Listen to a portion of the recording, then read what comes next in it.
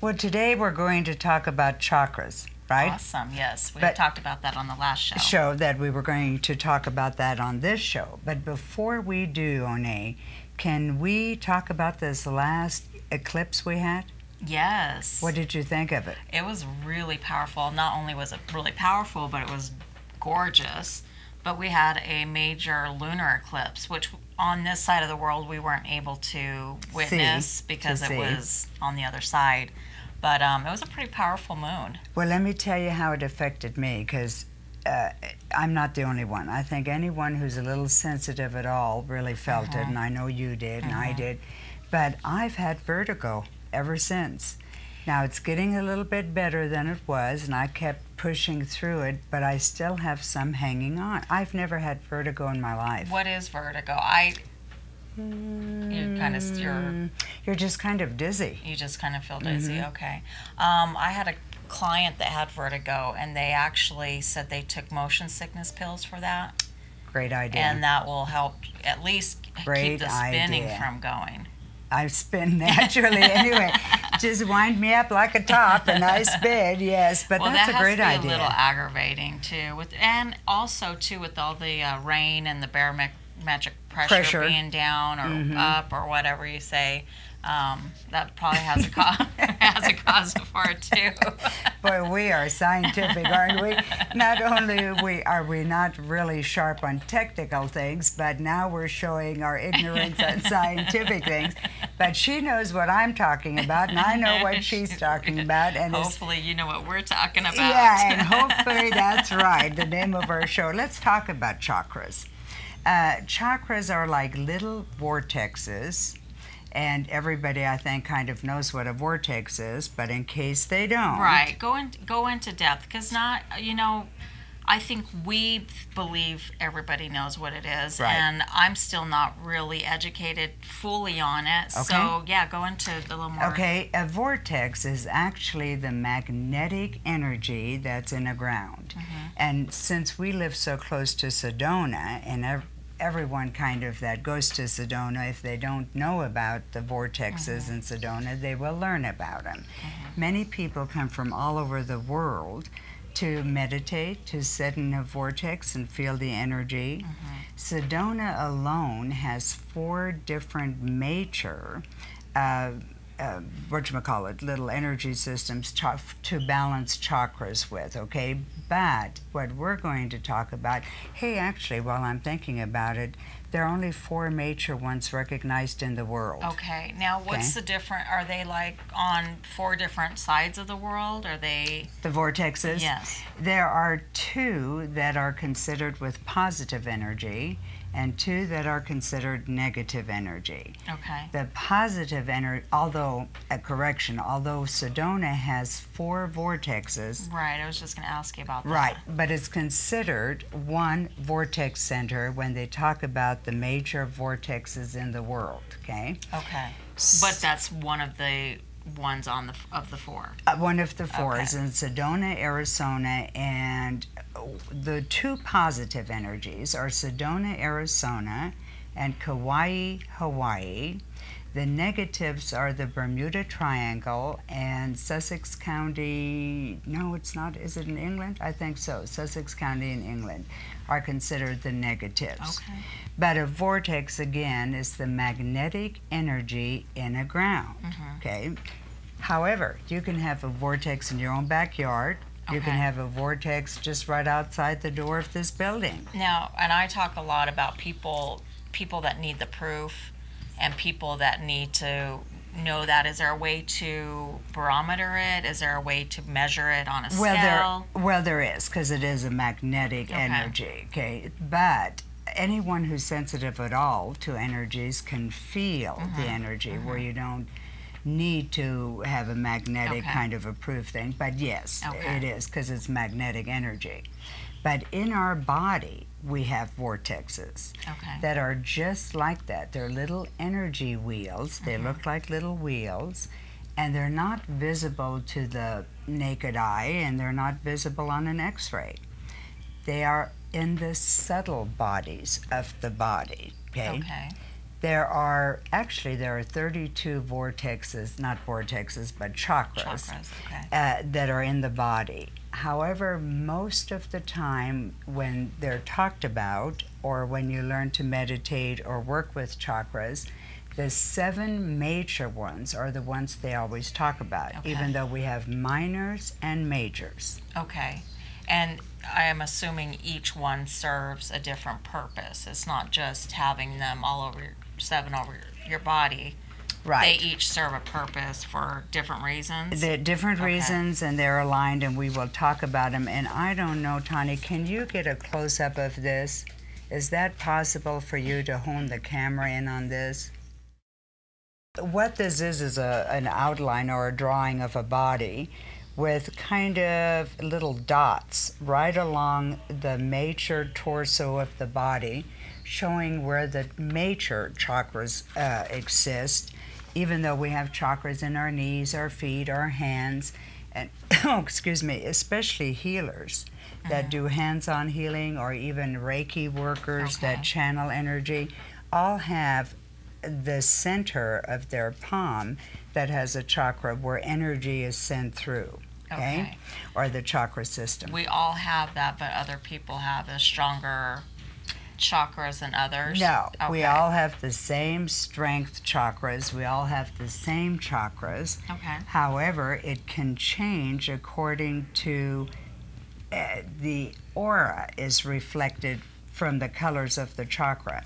And the aura can change due to emotional issues going on. Like if you're stressed or angry or happy or feeling loving and peaceful, our aura changes colors according to that, but the aura colors are all reflective of the colors of the chakra system.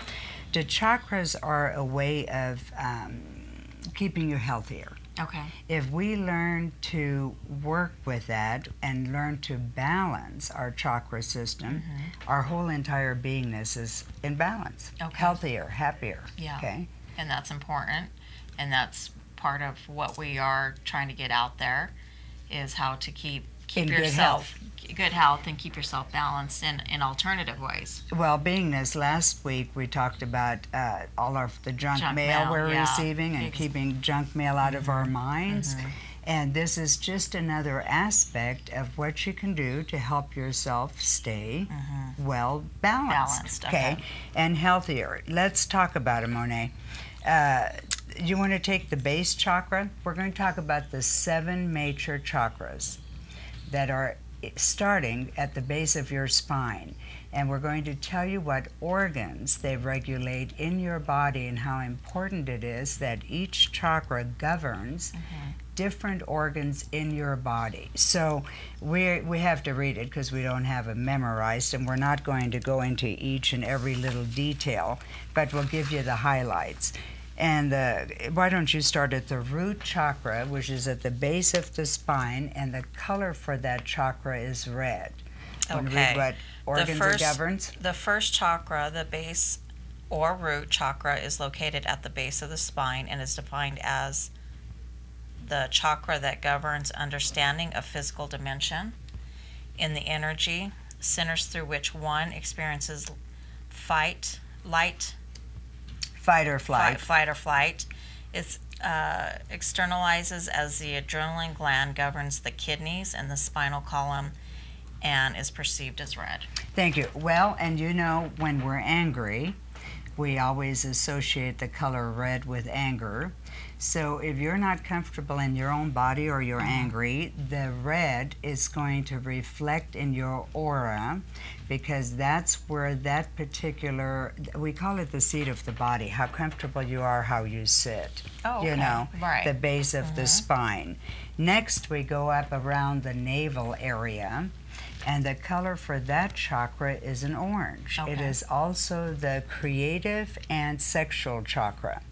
So bringing the energy into there also helps with, if you are creative, like a writer or a painter and you have a writing block or whatever, Working with that chakra and releasing any blockage is going to help you break free and loose of that. Okay. So the color for that is orange, and it regulates creativity, the sexual reproductive organs, ovaries, of course, testes, that kind of thing. Okay. The next one is the third chakra, which is the solar plexus, right here in your midriff. Okay.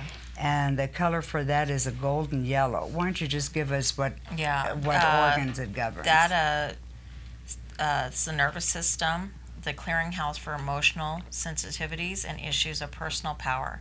It's the color yellow.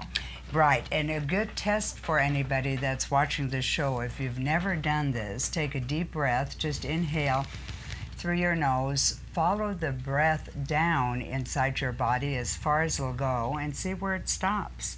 Okay. Most people, it hangs up right here. Because we have emotional stuff that we haven't cleared out and we're hanging on to it, which is a blockage that prevents the chi or energy from flowing properly. Right. So give a deep breath, see how far down you can go. Honey, you too, our camera gal. It went a little lower than my solar plexus. Solar plex, yeah. Okay. Now, if you can get to where you can run it all the way through your feet and release it through your feet, then you know you're pretty clear, that you do not have that blockage. But give it a try at home. See where your breath stops. That's interesting, yeah. What do we have next? Well, we have the solar plexus. Next, we go into the heart chakra, which is a winter or Kelly green. And shamans of all times have always seen the healing color as a winter or Kelly dark green. Okay. So most healers work with that dark color. But the heart chakra is a winter or Kelly green, and of course it governs, let's see what it governs. Where am I? Well, it influences the immune system, the endocrine system, the center through which we feel love. It helps the heart, it helps the blood, the chemistry of your body. Okay? Very important. They're all important. The next chakra is our throat chakra, if you want to take that. The throat chakra, the center of expression, communication, and judgment, is seen in the color blue.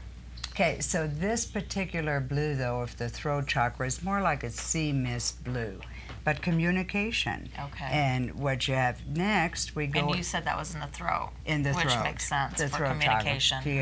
You know, actually, sometimes when I'm speaking with someone and I want to convey like a healing kind of an energy, but I'm doing it through my voice, through sound, through words.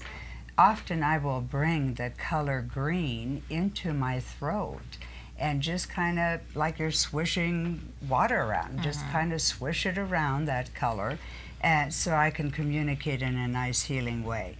Not everybody would agree with that, but I try to do that in a nice way. Next we have our third eye chakra, which is between the brows.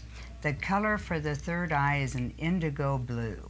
If anyone has a hard time visualizing indigo blue, a dark blue will work just fine, like a navy blue or a dark blue, but it's really indigo blue. And it governs, of course, the third side, that side that the eyes do not pick up beyond the dimensions. It's the thought center. It's considered our spiritual nature, and it has a somehow an effect on our brain and our nervous system.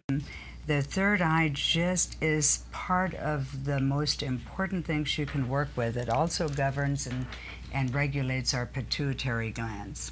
Okay. Then we go into the last and final, but it's not because we can go beyond. Yeah, we can go on. But the crown chakra. The crown chakra is the ultimate reach, the feeling of integration with God. Its color is seen as violet or sometimes the combination of all colors, white light. And if you have a hard time visualizing violet, you can do purple and it's fine. But this crown chakra, if you have trouble finding that area, you know when the babies are born and they all have a little soft spot before the cranial comes together. That's because at that time of birth, in the first few weeks and couple of months of life before that closes in, you are still very connected to the higher source, the higher vibrations, the higher things. Oh, how powerful. Oh, yeah. But we can't go through life with that kind of a connection. Right. So in this wisdom of the creation of the human body, if you think about the human body, you could never even design anything that's anything close to it. No, not close to it at all. But we can't function in this world when you're still connected to a different world, to different energies. Right. So the cranial starts closing off. And of course the trick is to reconnect and open again, right? It's kind of like a puzzle. Well, and it's almost full circle. You come into this world with that open, and then it closes to find it again in your life. Would that be right? Well, you try. Without you know, taking a nail and a hammer and chopping away, but that energy, that vibration to the higher things. And I think with spiritual growth or evolution of it, that's the thing we strive for. Definitely. So. You know, I think just probably the only reason we're even here is for spiritual growth. Right. Okay? Let's go back to the chakras for a minute. So the way to balance that is for a person to travel within, just in your mind's eye, visualize and go to these different parts of your body. Visualize a little circle. Don't actually make it any larger than like a silver dollar. Okay? Spin it. You visualize that little round circle, the color, and then actually the motion to spin it, and just go with how it goes. Some of the chakras spin to your right, some spin to your left, but you'll feel it. Okay, because I was going to say, is that something you would guide yourself on a direction, or it'll take its own? Well, you can feel it, and if not, the way, because like I say, some spin to the right, some spin to the left, but if you're working with it and trying to get to feeling better or what have you, if you're not sensitive enough to see which direction that chakra is moving, then spin it to your right. Okay. Okay, always to the right, like you're on the inside looking out. Okay. That kind of a right. Okay. And just balance them. Just go in and put them in alignment and work with them, and it puts you in a better state of well-being and a balance. Now, could you work that, because we had talked about meditation on our last show, could you work that into a meditation practice? Oh, definitely, yeah. And it would probably be beneficial to do that with a meditation. Absolutely, Onea, you're right. Okay. Not only can you do this morning and evening, or anytime you'd like to, but it's a good idea to do it in the mornings with your meditation, or evening time while you're laying in bed relaxed right before you go to sleep. Okay. And sometimes it even helps you go to sleep. Okay. Now, one of the things that I've also done when I've done it, when I get to the crown chakra, I don't stop there. I go beyond. Okay, explain that. Well, it's just not that there's a chakra there, but if you're already raising all your energy to this higher level, from the bottom on up to a higher level, and you have your crown chakra going, instead of stopping there, especially if you're working it into meditation, just go beyond the crown chakra. Just keep that energy twirling and going higher and higher. Okay, because I'm trying to get a visual, because I'm a visual person. So do you go above the actual spinning part, or you take the spinning part up? I take the spinning part up. Just continue to lift it up. Right, Okay. and then I change the color from a violet to a white. As I get a little higher and higher, I take it into a white light, which white encompasses all color. So then I just kind of float away. I just kind of let it go. I don't concentrate on the color or the spinning or anything. I just go, and that's what meditation's about. Right. Yeah. Okay. Well, we had talked about getting rid of the chatter in the brain, and I think if you were able to focus on getting your chakras balance, right, that would be a good way to get the chatter out of your brain during a meditation. Perfect. Absolutely perfect. But now remember when I just said that the aura is a reflection of these chakra colors? If you, some people see auras. Some people can teach themselves to see auras. There are tons of books out there that'll tell you how. However, everybody can learn to sense or feel someone's aura, the colors in their aura. Just take an extra minute when you're around someone and start just seeing what colors come to your mind, okay? It can tell you an awful lot, right? Yeah. What if I had a lot of red in my aura? A lot of anger. Right. Yeah. I'd be angry about something. So if you were my boss and I wanted to ask for a raise and I came in and I took a minute and felt your aura and I got red, would that be a good time to ask for a raise? No. No. Right. Yeah, that's a good idea. It'll guide you. But if I had a lot of blues and pinks and greens, then I'm in a good mellow place, or you would be. Right. And a good time to ask for that raise. Right. Which, by the way, can you make me a loan, Onea? Yeah, if you got one for me. But that's really interesting. That's just another way to just be in tune, just be present in your surroundings. Absolutely. And also being aware of people around you and what's going on in their world too. Well, and a good way to even practice is like if you're in line at a grocery store or any line, just kind of stand still for a minute and see the person in front of you or behind you, what you're picking up. And speaking of that, have you had the experience when you are in line somewhere and you want to just turn around and push the person behind you out of the way or in front of you?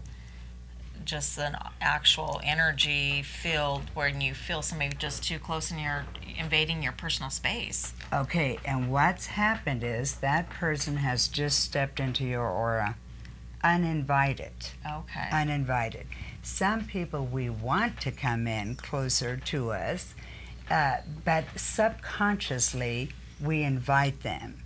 And those that step over the line, really is what it is, into your auric field are not invited. And you just want to push them out of the way. Now, there's a way to control that auric field, however. And have you ever seen someone that's taken their aura pictures and... Yeah, and I think they do actually do that in Sedona, don't they? Yeah, they have a lot of people who take the aura pictures, and people say, oh, look, and they're so happy because their aura is way out here. Well, that's not good, really. Okay. The people that know how to work with these energies pull them in and keep their energy field closer to their body. That's what the masters knew to do. And so having it way out here is not good. And we control it how?